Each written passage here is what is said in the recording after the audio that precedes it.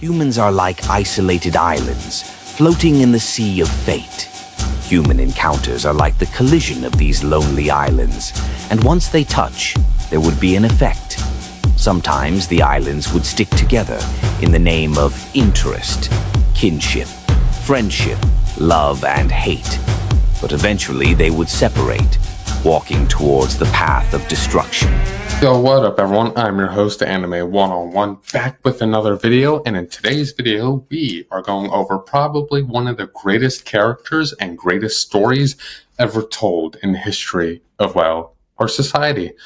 Today, we're diving deep into the most intriguing and often controversial story ever written, and that is Reverend Insanity, and its dark heart is one of the most complex main characters in the history of anime, manga, light novels, visual novels, Chinese cultivation, Korean manhwas, and any series you could possibly imagine. That's right, Reverend Insanity and its main character, Fang Yuan.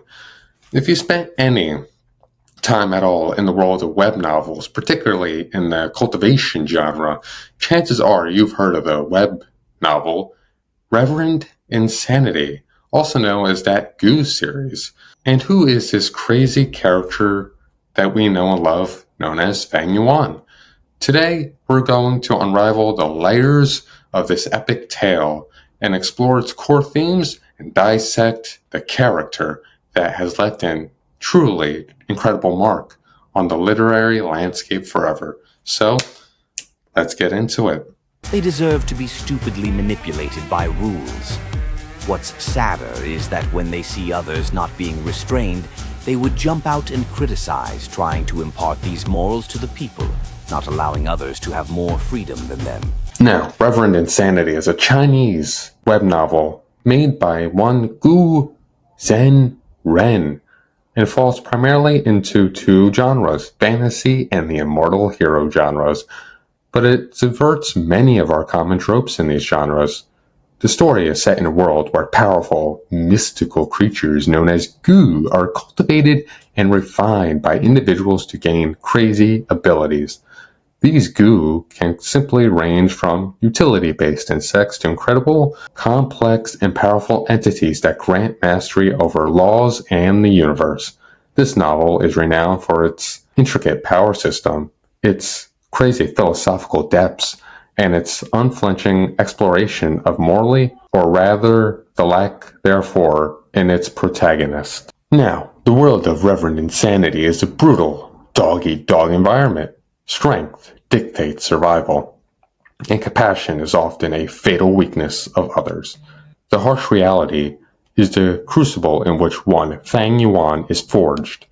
The novel's narrative is driven by this relentless pursuit of eternal life and ultimate power, a quest that sees him commit acts that will make most villains blush. It's his unapologetic portrayal of a truly ruthless protagonist that sets Reverend Insanity apart from its other counterparts. So, ladies and gentlemen, you may be asking, who is this Fang Yuan character? Well, Fang Yuan is the central protagonist of this great web novel. He is a transmigrator, meaning he is reborn into another world. Isekai, if you want to go down that genre, but he's above this, so let's not taint his name, shall we? This transmigration is a crucial element of his character, as it grants him a unique perspective and a wealth of knowledge that he always exploits. In his previous life, he was a seasoned cultivator who failed to achieve his ultimate goal of eternal life. But this is his past life, not when he was on Earth, because when was the last time you saw a cultivator walk in the streets? Like, is the American cultivating guns? Is the UK cultivating shitty food?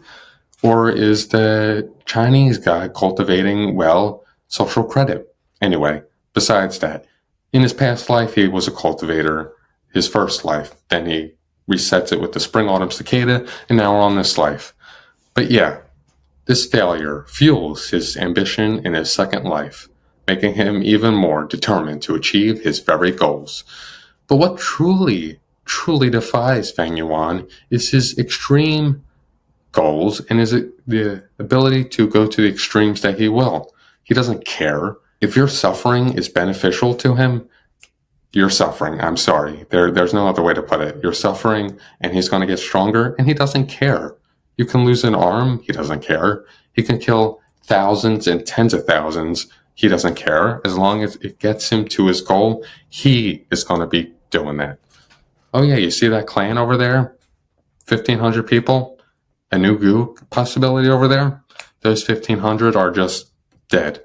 They're dead, and they're dead. But this makes him one of the most complex characters ever because of his ability to understand. He's not emotionless. He just feels every emotion, but he knows how to deal with them properly. And that is one of the greatest attributes about Fang Yuan. This leads us to the core of the controversy surrounding this great character and series. Many readers find his actions too appalling, his lack of empathy disturbing, and his moral compass utterly destroyed. He routinely betrays allies, sacrifices the innocents, and commits atrocities, all in the name of power. Yet, paradoxically, he is also incredibly compelling. His intelligence, his resilience, his unwavering pursuit of his ideals and goals, however dark they may be, this draws readers in. His challenges, conventionally, notes of heroism and villainy, forcing readers to confront uncomfortable truths about human nature. The novel also dives deep into philosophical concepts such as free will versus destiny, the nature of good and evil, and the meaning of our existence. Fang Yuan's journey is a relentless struggle against limitations and those who set to restrain him. He constantly seeks to break free from the shackles of fate and forge his own path, not designed by others, but paved by him. No matter how much blood he must spill, it will be paved. One of the most fascinating aspects of Fang Yuan is his internal monologues. The reader is privy on his thoughts, his calculations, and his justifications for actions. This allows a deeper understanding of his motivations. To be a demon is to be merciless and cruel, a murderer and destroyer. There is no place in heaven or earth for such a thing. Turning into an enemy to the world, still having to face the consequences. Now, the cultivation system in Reverend Insanity is incredibly detailed and unique. Goo are not simply magic spells or wizards' tools. Goo are living entities that must be nurtured, refined, and integrated into the cultivator's own body. This process of cultivation is fraught with danger, requiring immense resources, cunning, and often extreme sacrifices. The novel meticulously explains what's going on. This intricate power adds another layer and depth to the narrative, making Fang Yuan's mastery of it all more impressive and terrifying. Like when I say this character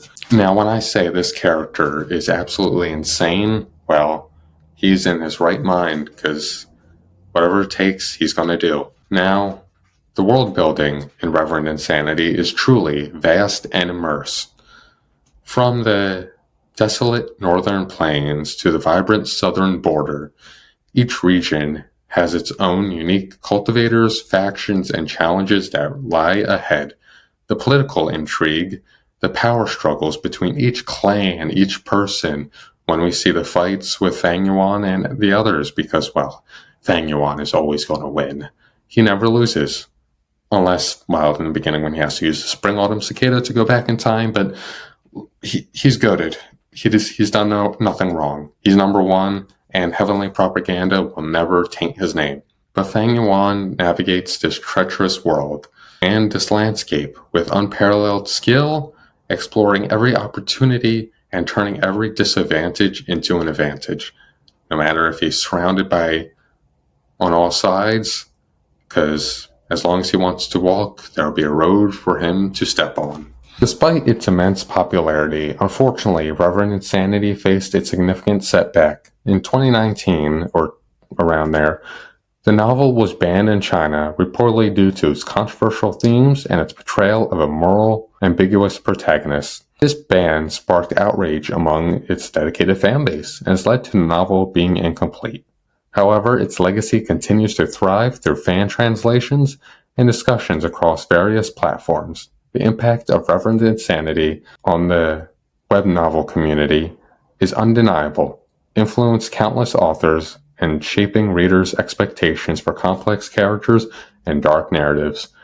We don't know if it's ever going to be unbanned, but we're hoping. Damn it, China, why do you have to ruin it? So why should you read this masterful tale of Fang Yuan's eternal journey to gaining eternal life?